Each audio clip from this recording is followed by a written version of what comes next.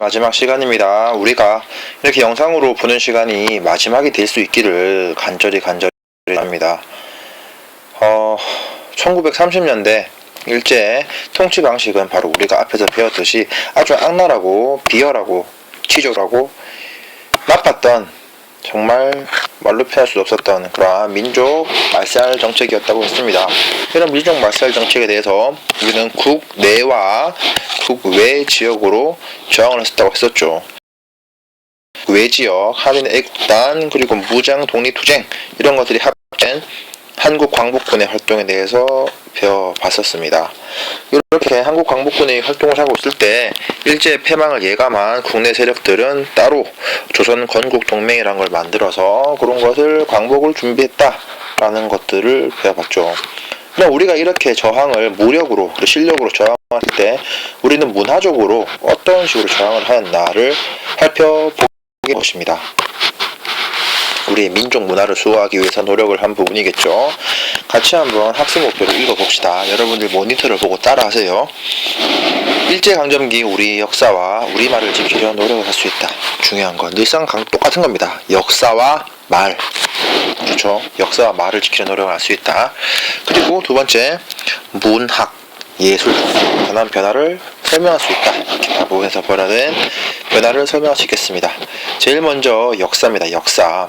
일제가 어떻게 우리나라 역사를 왜곡하였고 우리는 어떻게 그거를 저항해나가야 되는 거죠. 우리가 그때 영상을 통해서 나는 다시 돌아올 것이다 영상을 봤었죠. 일제가 식민 통치를 하면서 가장 많은 주안점을 줬던 부분이 우리의 역사를 왜곡하는 부분이었습니다. 조선, 너희들은 원래 나쁜 놈이고 원래 더러운 놈이고 원래 후진적인 놈들이야. 그러니까 우리가 지배하는 걸 당연히 고맙게 여겨라. 그런 논지라고 이야기했습니다. 영원히 조선을 지배하기 위해서, 우리 민족을 없애기 위해서 반드시 필요했던 선결 조건, 역사를 바꾸는 것. 그래서 우리는 지금 우리나라 사회에서 벌어지고 있는 역사 논쟁에 대해서 생각을 할 수 있는 거죠.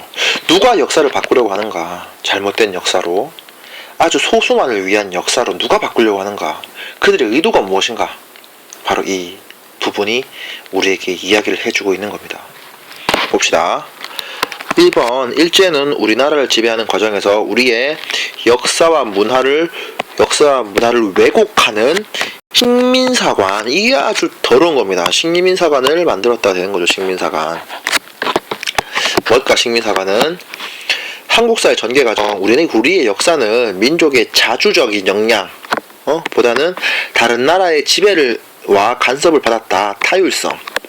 그리고 오랫동안 발전하지 못하고 낙후되고 정체되어 있다는 정체성론 같은 걸 대가지고 너희는 원래 안 될 놈이다라고 이야기를 하는 거죠. 그래서 이런 걸 통해서 얘들 의도한 건 뭐냐? 1-1 민족의식 말살, 그리고 식민지배에 대한 저항 약화가 되는 거죠. 아, 그렇구나. 우리는 원래 그런 거구나. 그러니까 일본이 하는 건 당연한 거네. 그럼 우리는 가만히 있자. 더 고마우니까. 라고 이렇게 사람들을 멍청한 노예로 만들기 위해서 만든 게 식민사관입니다. 식민사관에 대해서 조금만 더 살펴보면, 식민사관은 크게 이런 식으로 볼 수 있어요. 하나, 둘, 셋, 뭐 이런 식으로 볼 수 있는데, 빨간색으로 보자. 먼저 일선동조론이에요. 일선동조론.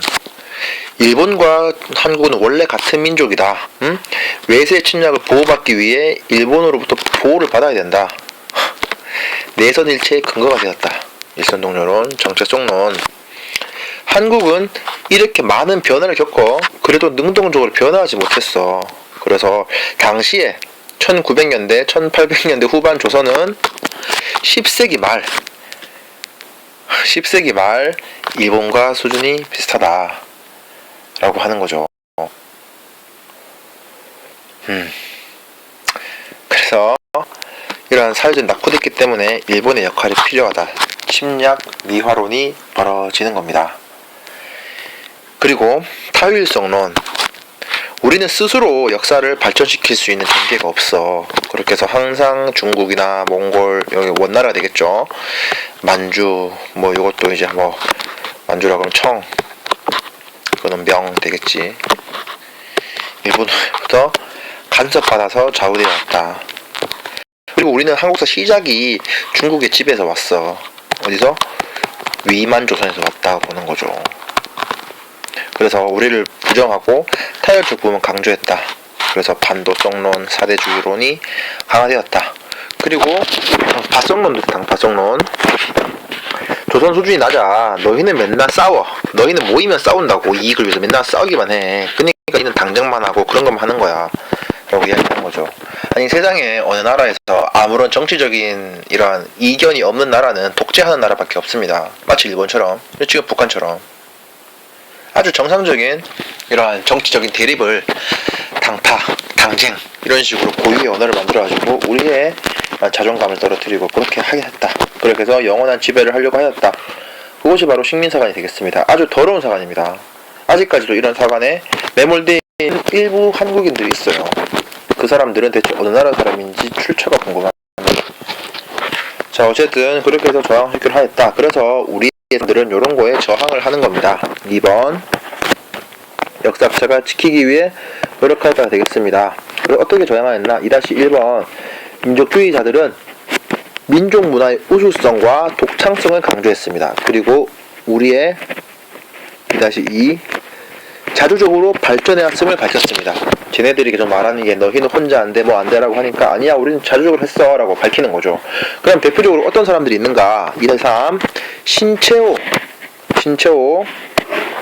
여기는 조선사 연구초 같은 책을 통해서 고대사 연구, 쉽게 말해서 우리의 무슨 뭐 고구려, 뭐 고려, 뭐 그리고 그러한 조선 이런 고대사 연구를 통해서 우리가 주체적으로 발전해왔다 서술하였고, 2-4 박은식 일제 침략 과정과 독립운동 역사를 정리했다. 박은식 바로 여기 나와 있는 한국 통사입니다. 한국 통사. 한국의 통증할 때 아픈 역사라는 것을 정리한 거죠. 어떻게 망해가는가.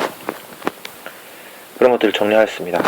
더불어서 2-5 백남훈 등은 세계사의 한국사가 세계사의 보편적인 발전 법칙에 따라 발전했음을 강조했습니다.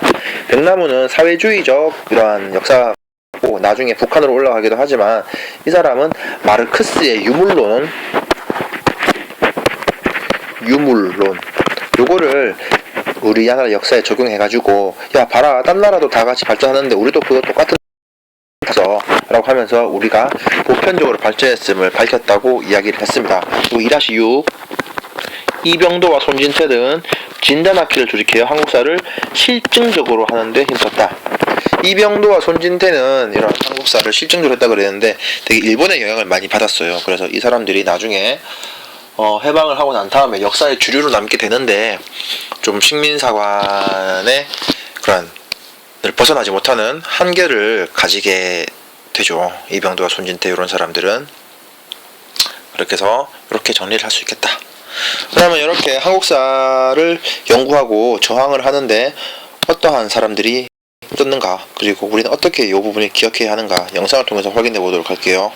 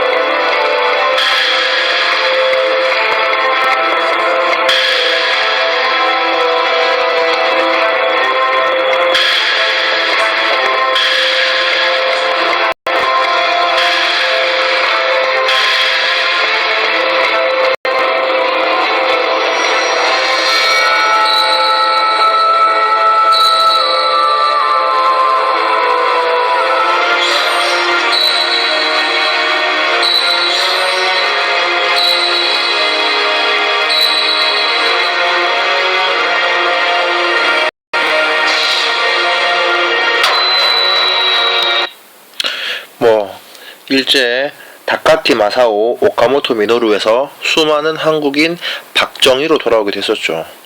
그리고 그는 뭐 국회의원뿐만이 아니라 군 장교를 하고 대통령을 하고 독재를 하고 아주 한국에서 존경을 받는 인물이 되기도 합니다. 다시 돌아온 거죠. 우리가 예언했듯이 다 돌아왔습니다. 싹 다 아무런 죄도 안 치르고 아무런 대가도 없이 오히려 독립운동을 한 사람들은 바보가 되고 그렇게 돌아왔습니다.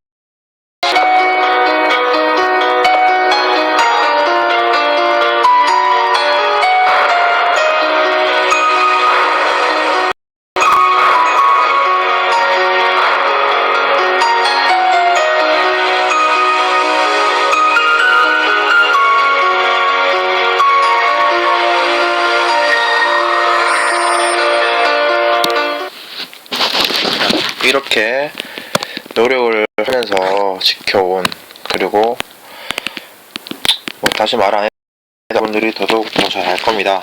아무튼 그런 과정을 통해서 지키려고 했다 되는 거죠. 이와 더불어서 우리는 한글도 지키려고 많이 지켜야겠죠. 그리고 한글을 지키기 위한 어떠한 역할을 하였나 보겠습니다. 한글 연구와 보급입니다. 1번, 일제가 우리 민족 정신을 없애려고 했어요. 글과 말을 없애서. 그렇기 때문에 그렇게 자신들을 비호하고 자신들을 지지하던 동아일보와 조선일보도 해가 났었죠. 고고학자는 대응하여서 조선어 연구회를 조직했습니다. 1년이나 지금 그 전이죠. 그래서 조선어 연구회는 1-1 각야날을 제정했다. 그리고 1-2 잡지 한글 발행하면서 연구와 보급에 노력을 했습니다. 각야날이 지금의 어떤 날의 모태가 됐을까요? 그렇죠. 한글날의 모태가 되겠습니다. 이런 조선어 연구회는 후에 2번 조선어 학회로 확대되게 되었습니다. 그래서 조선어 학회는 2-1 한글 강습회를 열어서 보급에 앞장섰고 맞춤법 통일한 2-2로 맞춤 통일한 마련하에서 표준어를 제정했어요. 이런 분들이 한글을 계속 정리해 왔기 때문에 우리가 해방한 후에 이렇게 바로 지금의 한글 형태를 바로바로 사용할 수 있었던 것이죠. 여러분들이 우리가 사료를 통해서 봐서도 알 수 있듯이 100년도 안 되는 그 시간에 한글은 지금은 우리 쓰는 것과 많이 좀 다르죠. 발음도 다르고 쓰임도 다르고. 그런데 이런 분들이 이런 걸 했기 때문에 우리가 가능한 겁니다. 2-3으로 우리말 큰사전 편찬 노력했으나 일제가 방해해서 실패했다. 그렇죠. 그래서 2-4번 일제가 강제로 해산시키면서 편찬 사업이 중단되었다가 되겠습니다. 이를 우리는 조선어 학회 하는 거죠. 조선어 학회 아니라 조선어 학회. 그죠? 조선어 학회 사건 이런 식으로 읽으면 되겠습니다. 이렇게 한글을 지키려고 한 그런 발맞춤에 그러한 움직임에 발맞추어서 문학과 예술에는 어떠한 식으로 변화가 났나 보겠습니다. 문학과 예술이에요. 자, 일제 민족 말살 정책에 맞서 문학과 예술 분야에서 민족 분화를 수호하기 노력이 전개되었습니다. 문학은 첫 번째, 1번 문학에서는 현실을 표현하고 저항의식을 담은 발표들이 됐어요. 특히 1-1번으로 사용이 금지되고, 특히 30년대 사용 금지되고 주어지지 않았지만 한용운, 이육사, 윤동주 등이 항일 작품을 발표하여 민족의식을 일깨웠다. 알 수 있겠죠. 특히 이육사는 바로 안동 출신인 사람이죠. 그래서 여러분들이 잘 알고 있는 청포도나 그런 시를 지어서 저항했습니다. 이육사는 분명히 이육사가 아닙니다. 이육사는 나중에 감옥에 수감이 되었을 때 죄수 번호가 264번이었다고 하죠. 그렇게 해서 이러한 가명으로서 저항을 하기 위한 의미로 이육사라는 성함을 가명을 쓰게 되는 겁니다. 그리고 이육사와 윤동주는 여러분들 알고 있는 서시, 하늘을 부끄러 한 점 부끄러 몇 개를, 그 서시 동주에 나오는 그 윤동주가 되겠습니다. 서시를 해왔다. 그리고 한용운의 작품은 책에도 나와요. 여기 보면 님의 침묵이죠. 님의 침묵을 통해서 님은 같습니다. 사랑한 나의 님은 같습니다. 여기서 님이 의미하는 것이 바로 우리나라가 되는 것이겠죠. 그렇게 해서 이렇게 님을 잃은 슬픔을 나라로 잃은 것에 비유하여서 이렇게 한 것, 그렇게 알면 되겠습니다. 자, 그래서 문학에서는 이런 식으로 변화가 나타났었고, 자, 2번으로 음악에서는 어떤 일이 벌어졌나. 음악입니다. 또 뭐 슬픔, 저항 유행했습니다. 봉소나 고향 생각 같은 거 그러시면서 30년대는 아닉타가 애국가를 만들었죠. 하지만 음악계에서는 정말 아이러니한 게, 이런 걸 만들었던 봉소나 고향 생각 같은 거 만들었던 홍남파 친일파입니다. 그리고 심지어 애국가를 만든 아니해도 나중에 친일 생각을 합니다. 그래서 뭐 참 뭐라고 말할 수 있는 부분이 잘 모르겠어요. 여러분들에게 뭐라고 말해야 될지. 아무튼 그렇게 됐습니다. 친일 생각을 했습니다. 3번, 미술에서는 서양학기법이 도입되었다. 그러는 가운데 전통 회화 흐름을 지키는 데 노력이 기울되었다 되는 거죠. 즉슨 우리나라를 비롯해서 서양 열강의 식민지를 겪은 나라들은 서양에 대한 컴플렉스를 가지고 있어요. 서양의 것은 모두 다 뛰어나고 우리나라 것, 자신 나라의 전통의 것은 좀 미개하다는 그런 생각. 쉽게 말해서 우리나라에서만 보더라도 장구 치는 사람이 우대 받습니까? 피아노 치는 사람이 우대 받나요? 우리나라에서 그림 조각 같은 거 할 때 장승 깎는 사람이 우대 받습니까? 아니면 이런 그리스의 그런 헬레니즘의 그러한 서양의 얼굴을 빚는 사람이 우대 받습니까? 쉽게 생각해 볼 수 있는 거죠. 이게 바로 우리가 근대화 과정에서 서구한테 털렸었던 이런 지배를 당했었던 그런 컴플렉스에서 오는 하나의 그런 거라고 할 수 있는 거죠. 그래서 아무튼 지금도 그래요. 지금에서도 이런 근대 이런 서양의 것이 주가 되고 우리의 것이 전통적인 것들이 저항을 하는 것들이 되는 거죠. 쉽게 말해서 내가 여러분들 학교에 한복을 입고 가더라도 우리나라 사람이 우리나라 옷을 입고 가는데도 사람들은 이상한 눈으로 봐요. 신기하게 보는 거죠. 오히려 그들은 서양의 옷을 입고 있으면서. 아무튼 지금도 그대로 진행되고 있는 겁니다. 4번입니다. 영화에서는 나운규가 아리랑을 발표했다. 저항의식을 표현하였다. 영화에서는 아리랑이 아주 여기는 대표적으로 되는 겁니다. 자, 그리고 5번에서는 연극에서는 토월회가 조직되어 서양극을 공연하였다. 요게 되겠네요. 그런 것들이 되겠습니다. 넘어갑니다. 마지막 종교 부분이에요. 종교라고 하는 거는 인간이 존재하면서 심지어 이런 글자도 모르고 그런 걸 몰랐을 때도 종교에 대한 의식은 늘 있었죠. 인간과 떼려고 하면 못 떼는, 떼려고 해도 뗄 수 없는 그런 게 종교입니다. 왜냐하면 인간의 근본적인 나약함을 건드는 게 종교니까. 그러면 이렇게 사람한테 지대한 영향을 미치는 종교는 이 당시에 어떤 식으로 대응을 하였나 볼게요. 탄압 속에서 종교계는 다양한 민족운동과 사회운동을 전개했대요. 봅시다. 1번 천도교입니다. 천도교는 농촌 계몽에 힘썼다. 2번 원불교는 새생활 운동을 전개, 저축운동을 통해 자립정신을 일깨웠다. 원불교라고 하는 거는 일제강점기 시기 때 만들어진 이러한 불교의 한 종파입니다. 뭐 불교 종파라고 할 수도 없죠. 뭐 독립된 그거니까. 아무튼 불교를 모태로 해서 나온 그런 종교인데, 새생활운동 여기도 나있죠. 남녀평등 허례색 폐지를 주장하면서 그렇게 하는 걸 했다가 되는 겁니다. 3번, 그리고 대종교는 만주 지역에서 확장하여 민족의식을 고취 무장 독립투쟁 전개가 되는 겁니다. 선생님이 그 1학기 때 근대화 문물지 부분을 건너뛰어서 그런데 요 대종교는 엄청나게 중요한 부분이에요. 그 부분 나온 건데 보충 설명하겠습니다. 대종교가 섬기는 신은 단군이에요.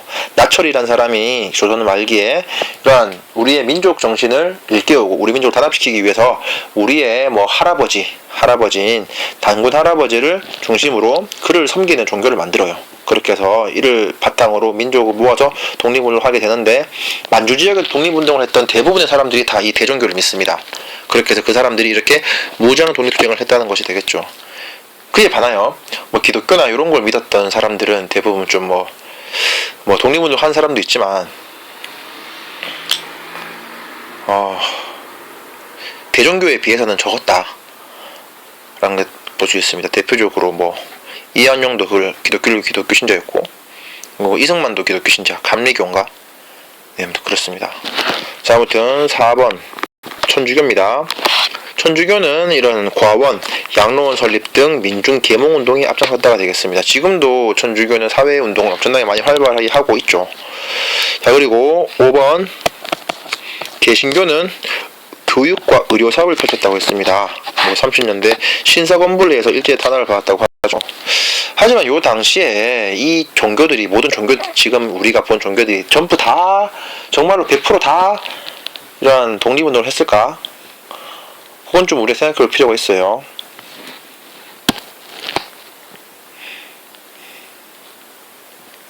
아니다. 요거만 보고 같이 이미지를 볼게요. 그리고 6번 불교는 한용운을 중심으로 민족 불교로서 일제 불교 통제에 맞섰다가 되겠습니다. 자, 요 당시에 근데 다 모든 사람들이 독립운동 한 건 아니에요. 근데 그렇다고 역사책에다가 이거 쓴 사람들이 뭐 싸웠다 이런 식으로 뭐 할 수 없으니까 이렇게 써놓은 건데, 먼저 불교부터 봅시다.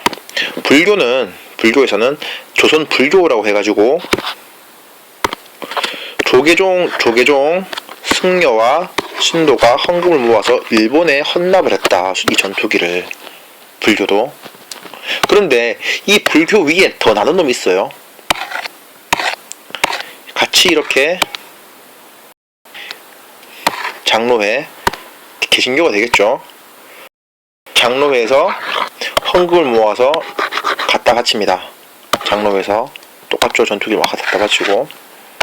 그리고 장로회, 교회에서 이런 교회 종을, 우리가 배웠듯이 이러한 일제가 철과 그리고 석유가 미국으로부터 수입이 금지되니까 안 들어오니까 우리에서 모든 걸 철기를 공출해 갔다 그랬는데, 바로 이때 자발적으로 이런 걸 회수에 힘을 다하자, 헌납의 성의를 다하자, 이렇게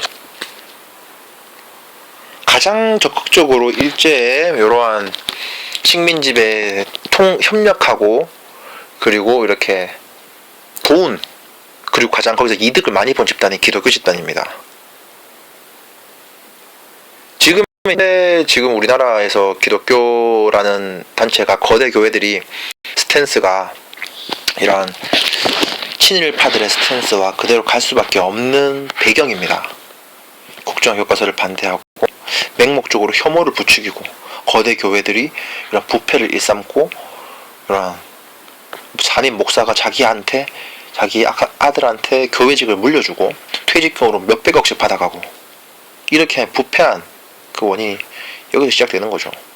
그리고 이승만이 대통령이 되고, 그 기독교 신자인 이승만은 그러한 일제가 조선 땅에 만들었던 대부분의 신사의 많은 양을 거의 뭐 헐값, 거의 공짜로 다 기독교에게 넘겨주게 되고, 기독교는 이렇게 커지게 되니까 당연하게 이런 독재 권력들한테 더 빌붙을 수밖에 없는 거고, 이러한 현대사회의 우리의 종교, 특히 기독교와 이런 정권의 집착, 이런 것들은 여기서부터 시작한다고 볼 수가 있는 거죠. 참으로 안타까운 일이 아닐 수가 없습니다. 그리고 요 당시에 불교는 여러분들이 그 흔히 알고 있는 스님이라는 사람들은 장가를 가는 사람입니까? 안 간 사람입니까? 그렇죠. 가지 않죠. 머리를 딱 깎고 장가를 가지 않는 사람들인데, 근데 우리나라에서는 지금 스님들이 장가도 가고 자식을 놓는 종교도 있어요. 자식을 놓는 불교도 있어요. 그걸 우린 태고종이라고 하는데, 그게 바로 일본의 불교입니다. 이렇게 불교라고 하는 거는 일본도 있고 우리도 있었는데, 일본 놈들이 우리나라를 먹고 나서 자신들의 그 종교 그런 것들을 퍼뜨리기 위해서 일본 불교를 들어오죠. 일본 불교를 들어와가지고 막 이런 식으로 퍼뜨리는데, 해방이 되고 나서 우리는 그 사람들을 이렇게 다 이게 주류에서 쫓아내고 다시 한번 지금 우리의 조계종 같은 이런 출가를 해서 장가를 가지 않고 하는 우리의 원래 불교로서 회복을 하는데, 그 당시에 일본 불교로 들었던 사람들이 아직도 남아가지고 태고종이라는 종파를 유지하고 있습니다.